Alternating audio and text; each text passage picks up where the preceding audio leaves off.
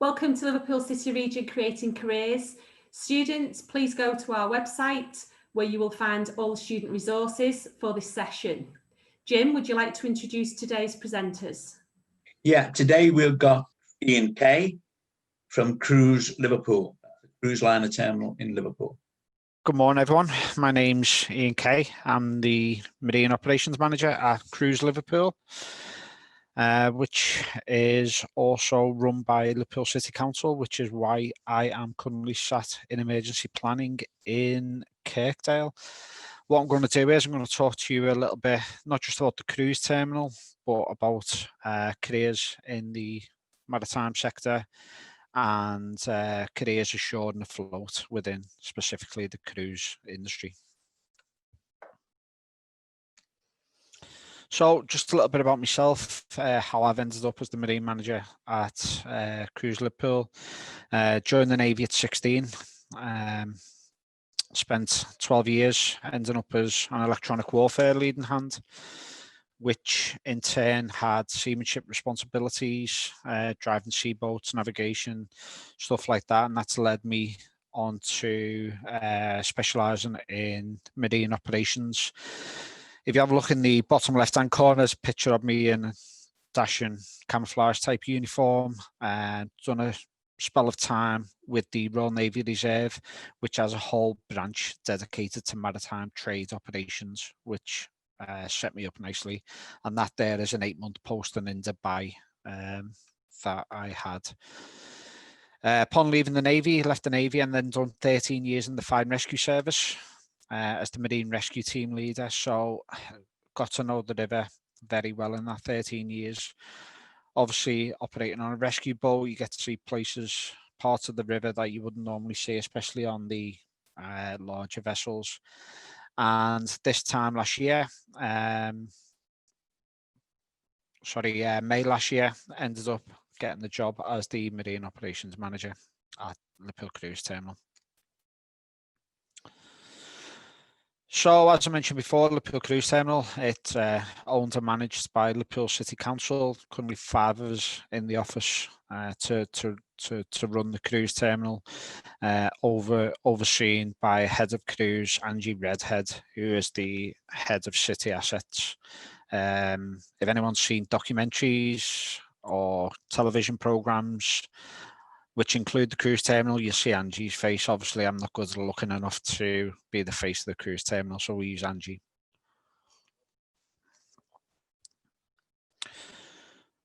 Okay, so I think probably most people are aware of the event that we're looking at there. It's the 3 Queens, 3 Cunard ships that came into the river, run by Cruise Liverpool. I'm not going to click on the link. If you want to go on YouTube and have a look, it's a decade of making waves, and it's about how the cruise terminal started back in the day and has ended up where it is now. But it's on YouTube. If you just Google Liverpool Cruise Terminal.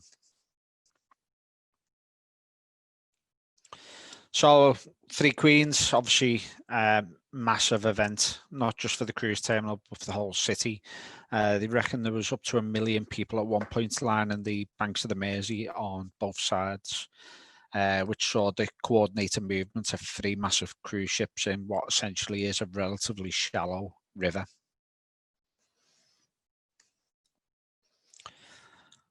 Decent indication of the amount of people. The pierhead actually got closed. City Council had to close access to the pierhead because it had reached maximum capacity. And somebody getting a good view. Well, I made. So what I'll do is I'll just talk a little bit about the cruise industry before moving on to actual careers. And the only caveat I will put on this is all pre-COVID. I don't think it's any secret the effect the current cessation has had and COVID on the cruise industry. But we're confident that if you're just looking at the trajectory of the passengers expected to cruise, this is going to continue, and bookings are strong, and we're looking at record numbers for next year booked in. So you can see in 2019 there, 30 million passengers, some decent numbers. And the most important thing really is the trajectory is upwards. Okay, none of them for me. I will just close that.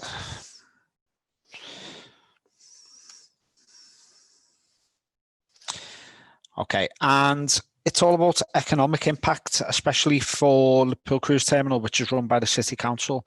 Okay, we might get berthing fees and we might get money for using our stevedores and storing ships. But this is dwarfed by comparison by the economic impact to the city and the amount of money that cruise ships, passengers and crew bring into the city. And we can just see there, I'm not going to read the numbers out. Everyone can read. I'll just leave that on screen for the second.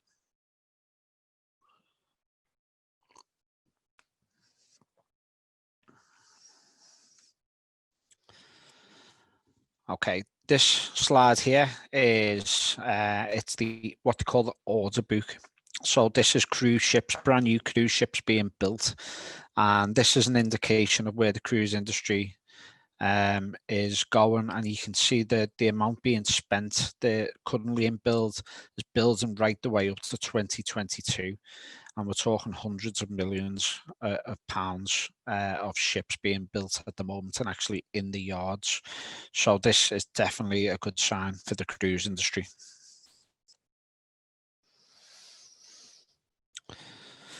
Okay, let's see if I can just give this a move.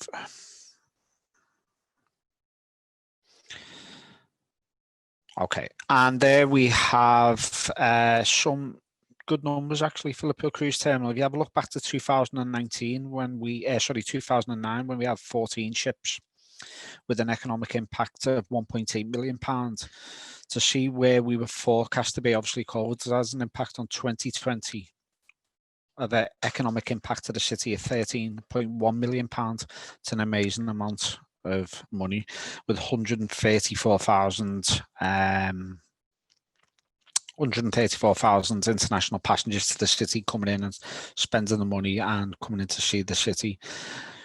Just out of interest, 2021 is none there, but 2021 we're forecast to have 103 ships. So it's roughly the same numbers, and then bookings have remained constant.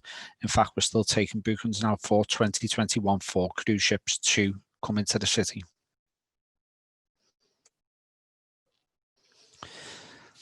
Just a little bit about how we project the passenger and crew spend on the screen there. I'm not going to talk through it.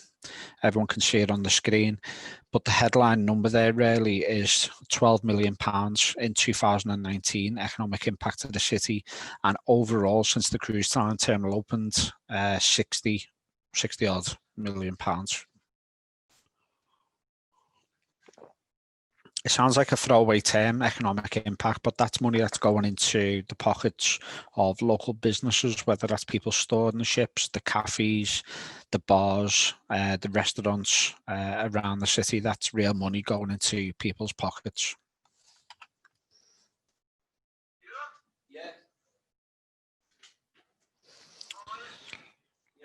Biggest ship that's docked in Liverpool. Wow. Okay, so I'm actually going to use a personal experience from this. If anyone remembers, we had HMS Prince of Wales, Royal Navy aircraft carrier, that came in. So I was relatively new at Liverpool Cruise Terminal, and being ex-Navy, it has a bit of an attachment for myself. But the port isn't designed to receive that size of ship, so it was a challenge from the start, and we had to come up with a berthing solution that allowed us to berth that aircraft carrier alongside. So we had to make a lot of modifications. We had to make a lot of adjustments for the Navy, but we got there. It was a big challenge, and I think the sight of seeing that aircraft carrier, not just for the Navy but for the city, it was amazing for me, especially being ex-Navy.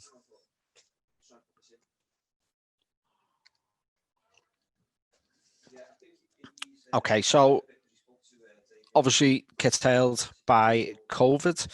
But a couple of the highlights did actually happen this year. One was the brand new Virgin Voyages Scarlet Lady. And this vessel, for those of you that are aware, is breaking the mold on cruising.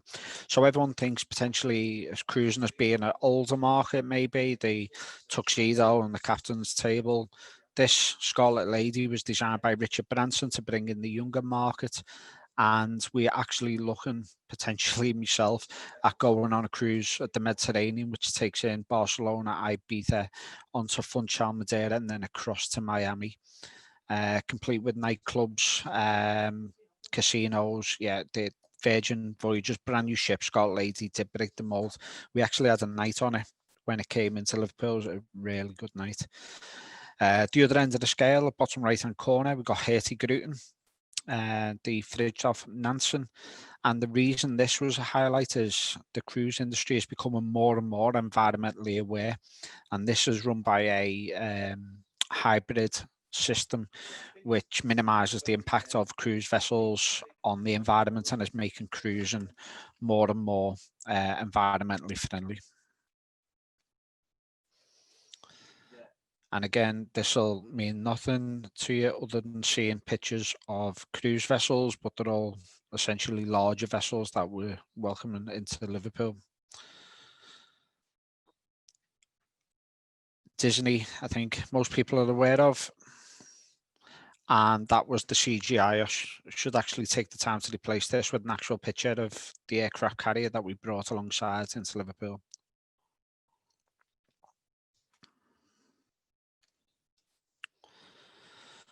Okay, so a little bit about people who work at Cruise Liverpool.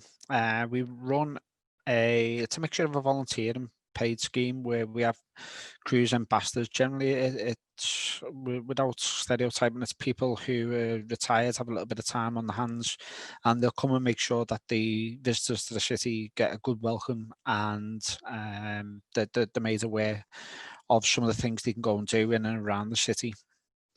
They do a really brilliant job, and generally they do because they love it. They love that interaction with international passengers and making sure that their visit gets off to a good start.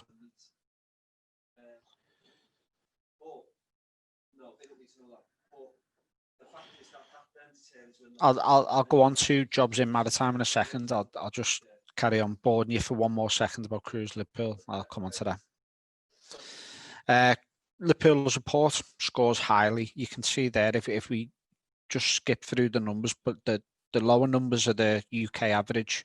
These are the questionnaires that passengers fill out once they've had a cruise, and you can see Liverpool virtually all in all the nines, and we score higher than many other ports, mainly because of, I don't mind saying this being a Scouser myself, but generally Scousers are quite friendly people. People go ashore, they love the way they're treated, they're looked after, and they generally enjoy the visits to Liverpool. And that attitude of the Liverpool population, the Liverpool public, the Scousers, means that cruise passengers that come to Liverpool have a memorable visit and they generally enjoy the visit. And that's reflected in the scores, you can see. Okay, so the future is to build a brand new cruise terminal. For any of you who know where it is, beyond the north end of Princess Parade, you can see the red area, which is currently covered by, they call it a cattle shed. It's a wooden structure. It looks a mess at the moment, but that'll be demolished and we'll build a brand new cruise terminal, which is scheduled to be open for the 2022 season. There's a picture of it.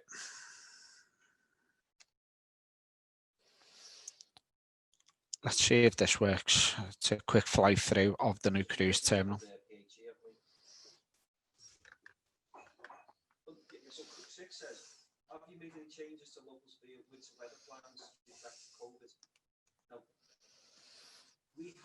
Where's it got open here?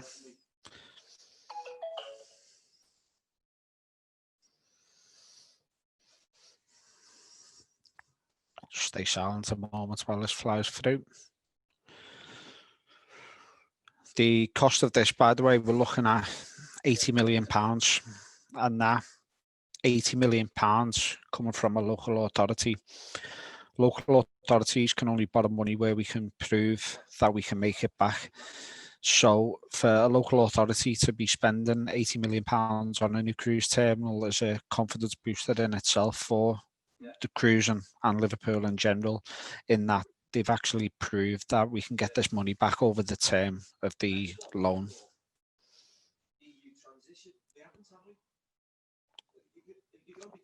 The reason we need a new cruise terminal, sorry, I should have said, is at the moment we're sort of capped-ish at roughly about 1,400 passengers. That's 1,400 passengers we can turn around, which means they either start or end the cruise at Liverpool. It also involves storing, taking on food, bags, stuff like that. But because of the size of the cruise terminal at the moment, we're capped at that roughly 1,400 person capacity. This new cruise terminal will give us the ability to take the largest cruise ships in the world, which in turn then brings bigger cruise vessels from America generally to Liverpool. More passengers, more economic impact, more money in the pockets of local businesses.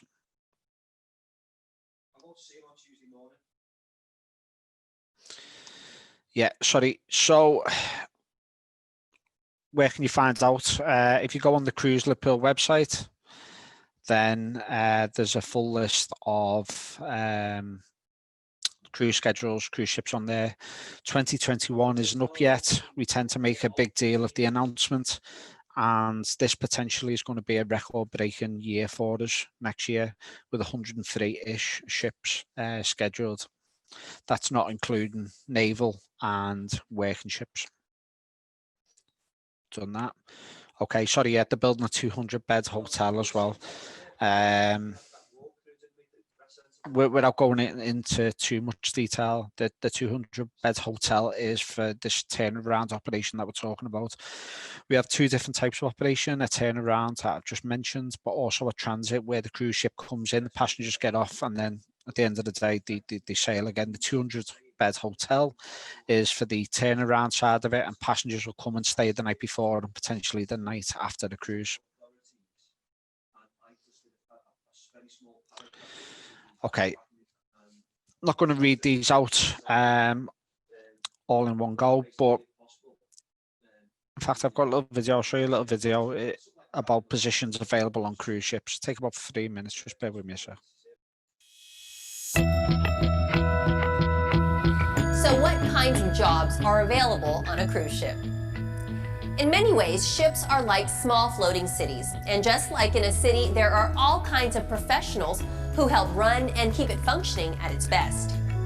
Every day, an endless list of tasks must be attended to in order to ensure the comfort and happiness of thousands of guests and crew, from meals that must be prepared and served, to the staterooms that require daily cleaning, and the engines that need oiling.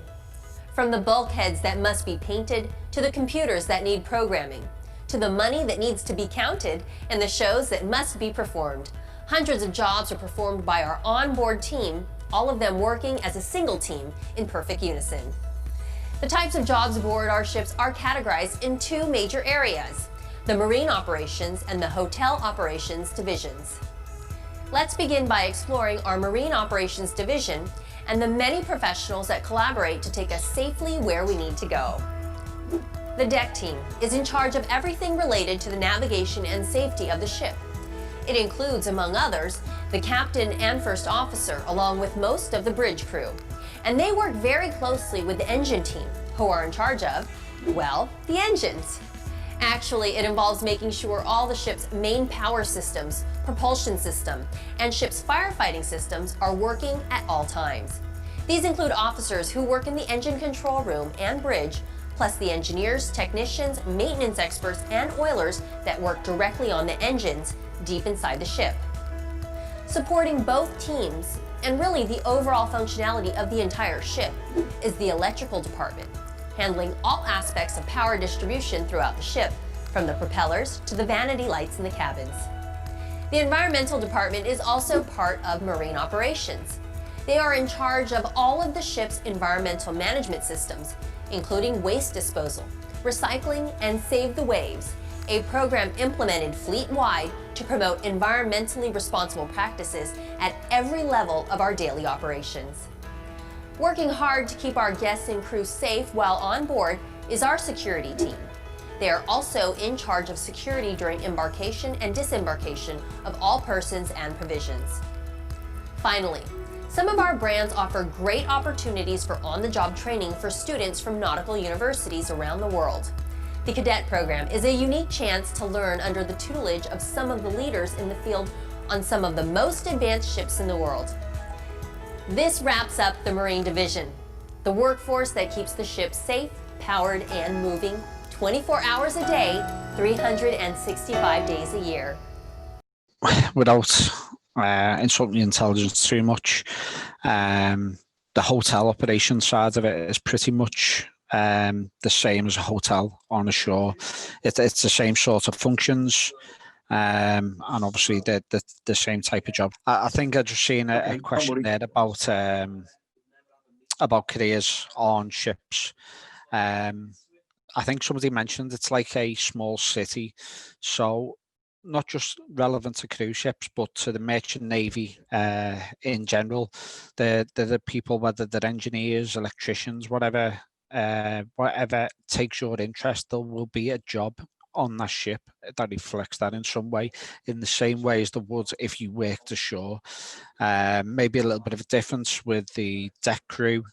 And how has COVID affected this with the cruise industry? Obviously, it has an impact in that we've had a cessation of passenger operations, which means less hotel operation staff. But a ship is a ship, no matter whether it's sailing the world with passengers or not, they still need a deck crew to maintain the ship. They still need engineers to maintain the engines. They still need electricians. So from the marine operation side of it, the impact on careers hasn't been too adverse, but from the hotel operation side of it, obviously it has had an impact with a lack of passengers on board.